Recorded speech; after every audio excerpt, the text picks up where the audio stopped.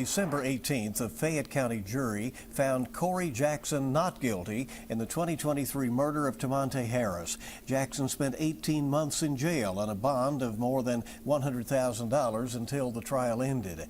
Well, tonight, his attorney, Daniel Whitley, says the Commonwealth knowingly put an innocent man behind bars and the system needs to be held accountable. So what could be next? Photojournalist Darnell Crenshaw has more in this WKYT exclusive.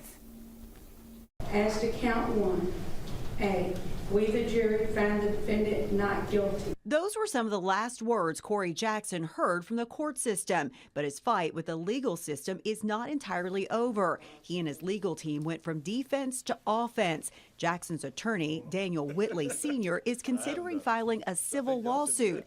However, at this time, one has not been filed. So if they're forcing us to hold this system accountable by filing some lawsuit, we'll do that. But I think for the first time, I think we're ready to move forward.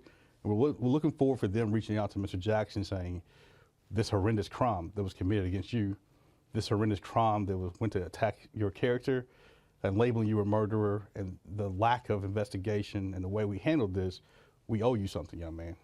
If, and the emphasis is on if, a civil lawsuit is filed, who would Jackson's defense team go after? We'll hold the people who are appropriately, who should be held accountable.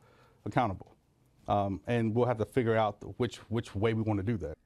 Making Jackson whole, they say, doesn't start with a dollar amount. First thing they could have done was at least say they were sorry. Apologize to me, you know what I'm saying? Before being locked up, Jackson says he had a job at ServPro, working there for 8.5 years, making $20 an hour. Now that income is gone, and come Monday, he says he'll start looking for a new job while putting his legal issues in the past. Anybody that knows Corry Jackson, I'ma work and stack his money up, and I take care of my kids. As we walk into the new year, there are other Mr. Jacksons out there as well, and this system's full of Corry Jacksons.